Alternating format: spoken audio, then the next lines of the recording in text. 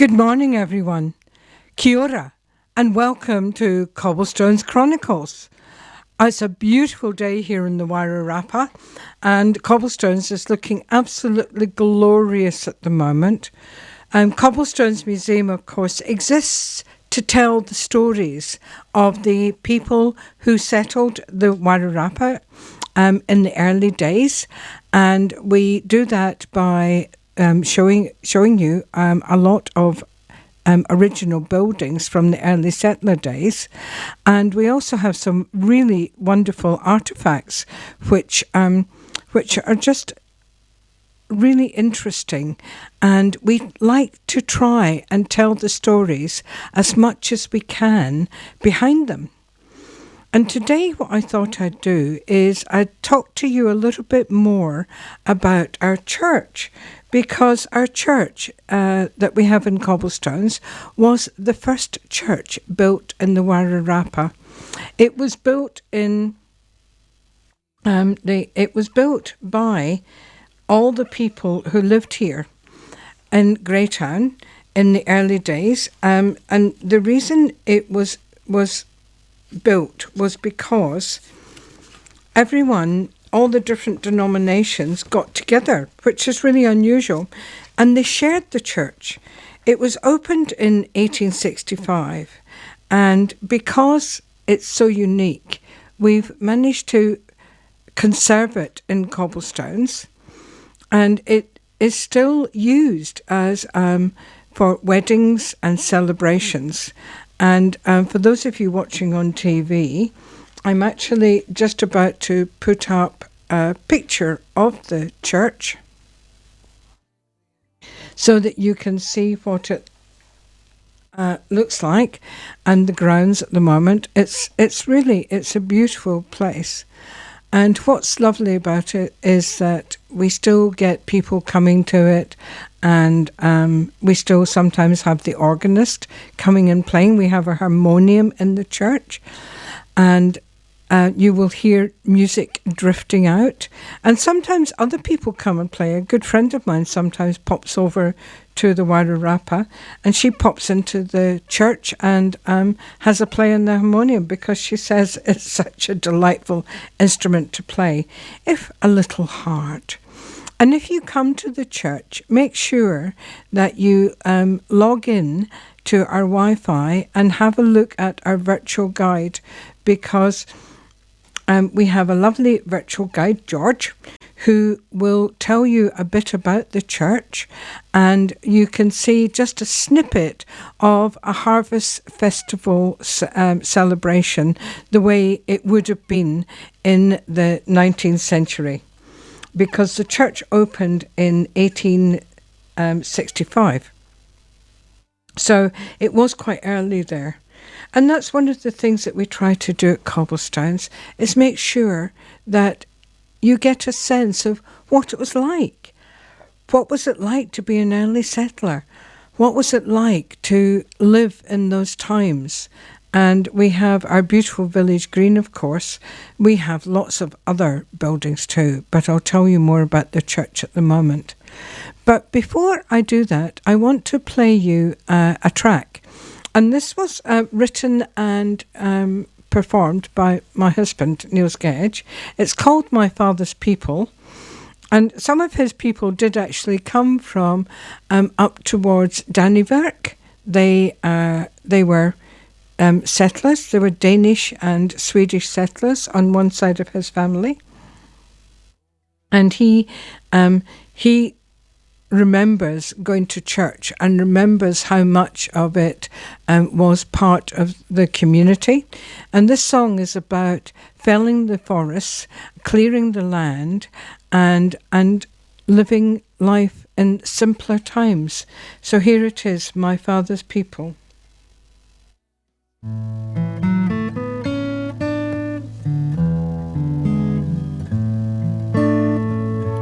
My father's people cleared a forest, drained all the swamps, broke in the farms by the old Tapa Road. We baled in summer fed out in winter, hand-fed the calves. Sundays down at the hall, Mrs. Mac played the sweet by and by, and old Pop Finley was still waiting on the lawn to lift him up to his home in the sky. Time came, we moved to the city, packed a big truck, drove over the hill. But deep down inside, we were sons of the forest. Guess in my heart I'm living there still. Mrs. Mac, hair in a bun, upright as her old piano. I hear her daughter is living in Sydney. Last week her grandson emailed from Rio.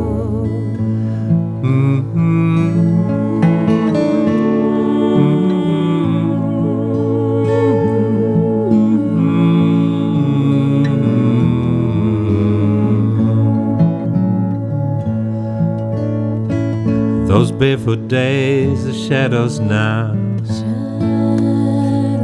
that walk so short in the high noon garden.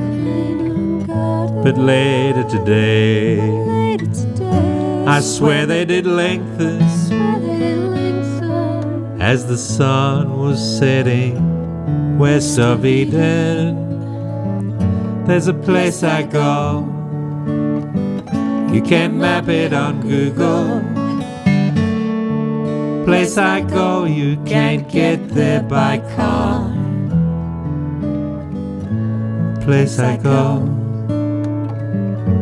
might find my brother. And the place I go, it's a place in my heart. Sunday down at the home, Mrs. Mac played the sweet by and by, and old Pop Finley was still waiting on the lawn to lift him up to his home in the sky. To lift him up to his home in the sky.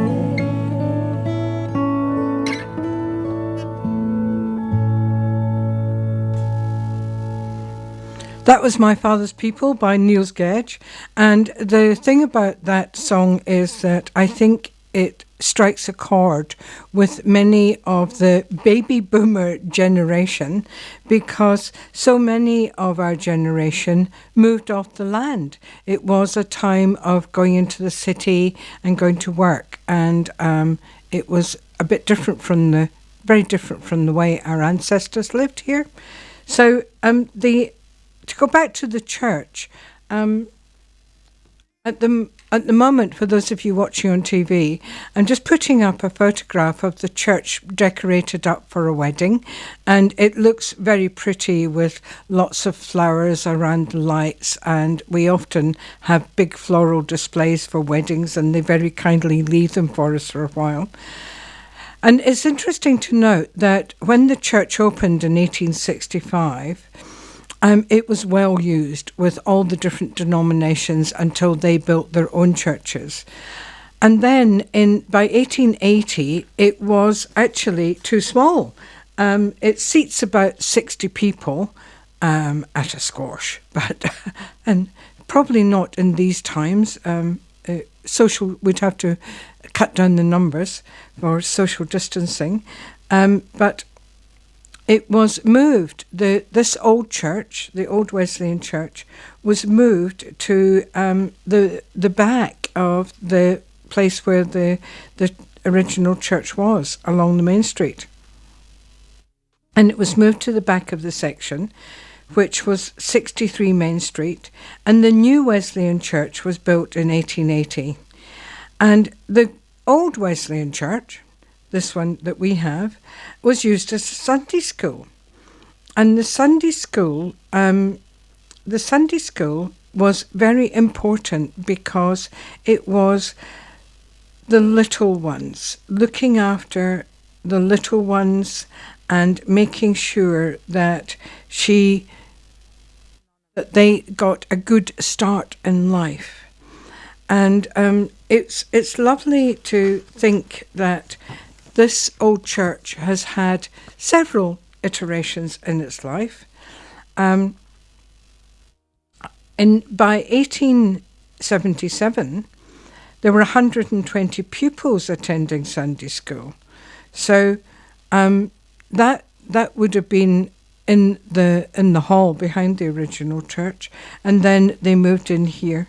So it's lovely to think that this church carries on, and with all the echoes of the past. And please do come and see it, because it is a particularly beautiful building. As I said earlier, at Cobblestones, one of the things that we're really looking to do is making sure that history comes alive for people.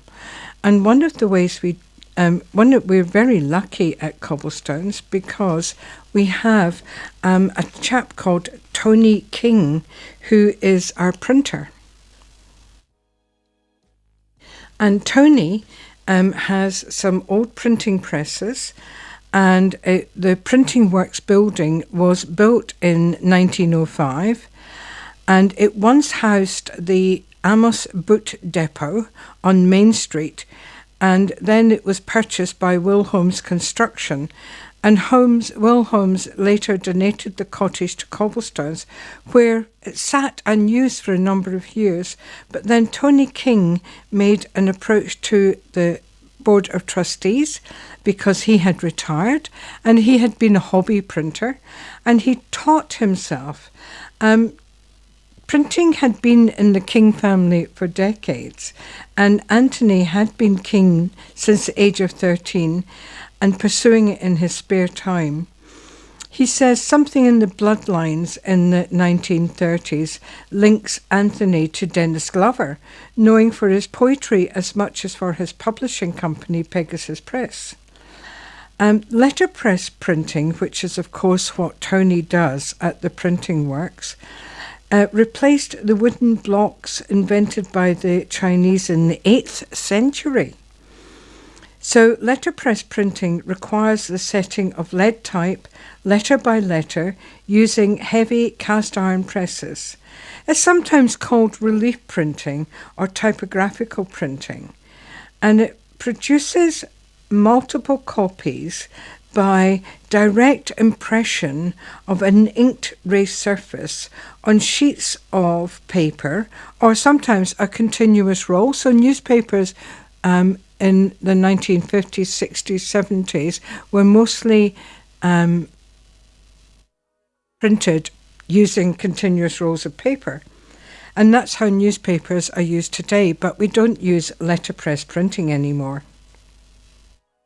Letterpress printing was used primarily to produce books and documents, but it's also become an art form for invitations and art prints.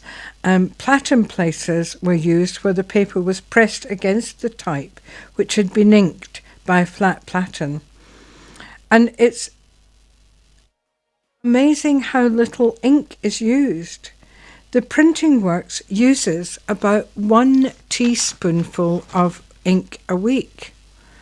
And if you come along on weekends, Tony King is often there on Sunday afternoons and Saturday afternoons from about 1:30, and he will demonstrate the 7 presses, ranging from a small tabletop model to the Challenge Platen Press built in Chicago in 1907, and the Thompson Gem No. 2 Platen from Manchester, which was built in 1926. These presses are so large, the window had to be taken out so the presses could be brought into the workshop on rollers. Did you know that the Wairarapa has been home to some of Aotearoa's earliest newspapers in Te Reo and in English?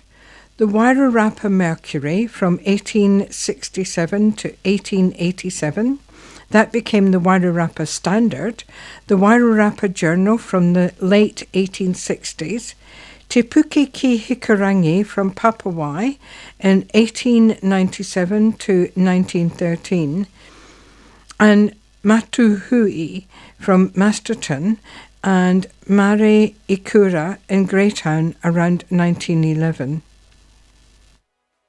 People really wanted news in those days, and as radio hadn't quite been invented, then they really wanted to find out what was going on.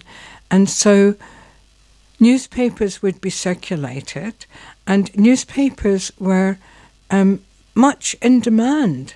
I can remember my own father used to bring home the newspaper every evening, and he would sit us down, and while Mum was making tea, he would read us bits and pieces out of the newspaper, because he wanted to make sure that we all knew what was going on.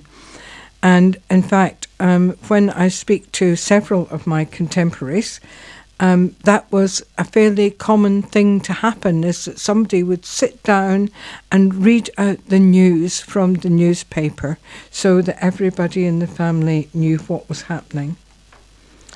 Now, I do want to talk a little bit today about Cobblestones being, a community venue as well.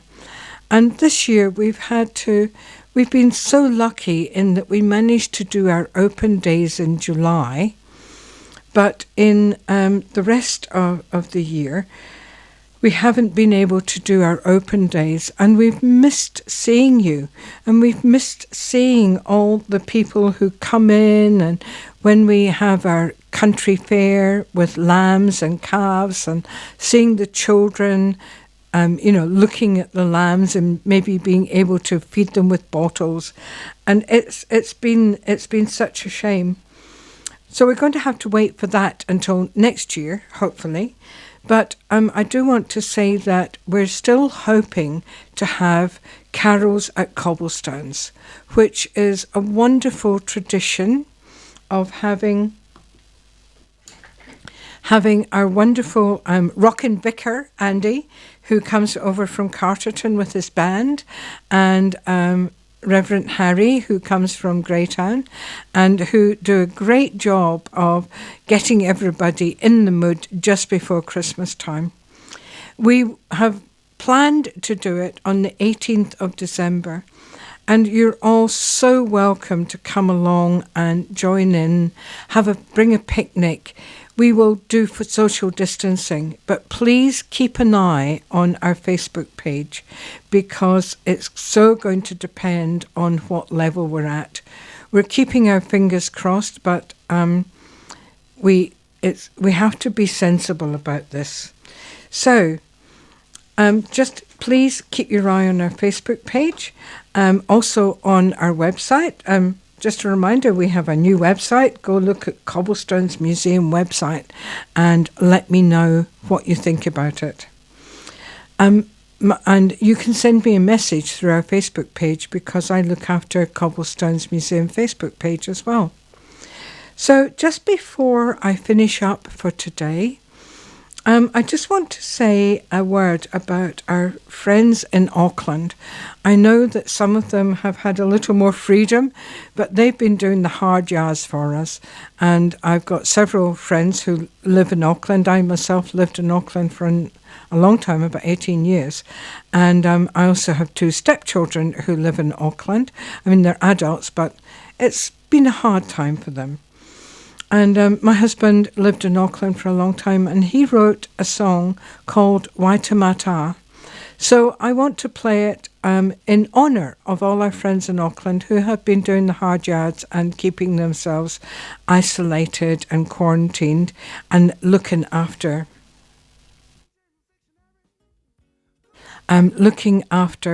the rest of us. And we've done pretty well about keeping COVID contained. I suspect it's leaked out a little bit now, but now that vaccination rates are up, perhaps it won't go quite so rampant. So everybody out there, take care of yourself, mask up. Here's a song, Waitemata.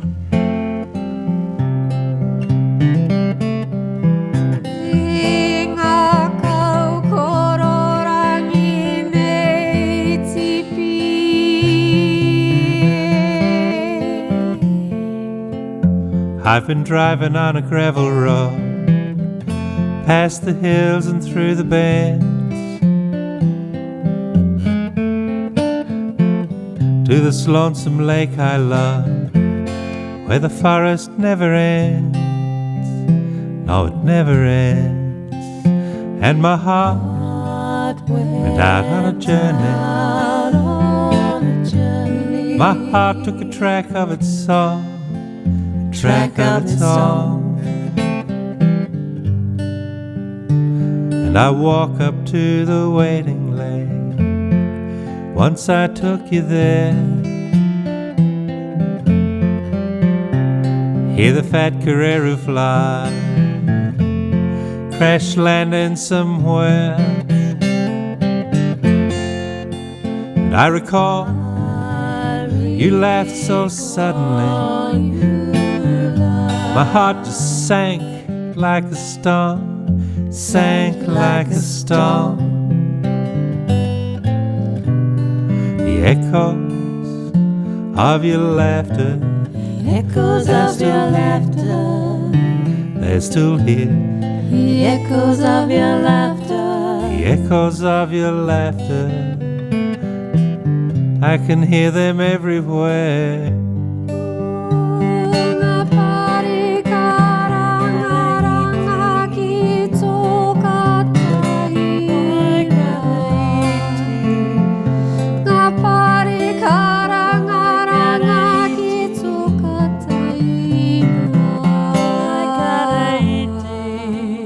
Time has etched and shaped the silent place. Now it waits, so calm and still. Life has left its mark on my face. Time is gentle, time is cruel, and the seasons move so slowly. Seasons have no end, have no end.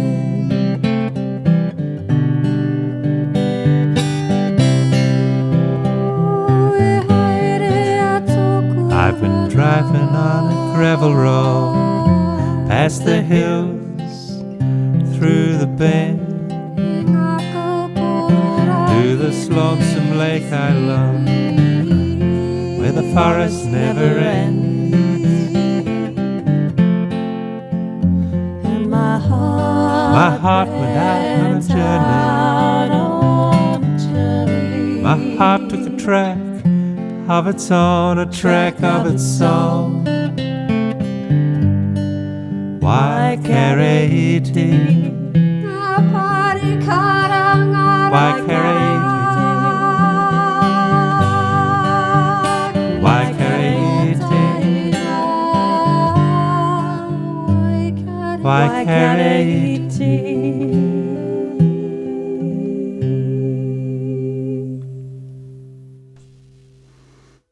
Well, those of you who are listening keenly will have noticed that that wasn't a song called Waitemata, but a song called Waikare. My apologies, I put on the wrong track. But that is a particularly beautiful song, and I love the karanga, which was written and performed by Amanda O'Connor, and as part of the song at Nils's big request. So that's it for this Monday morning. It was lovely to be with you here. I hope you enjoyed the programme and that you'll join me again in 2 weeks' time. Keep safe, everybody, and keep well. Bye.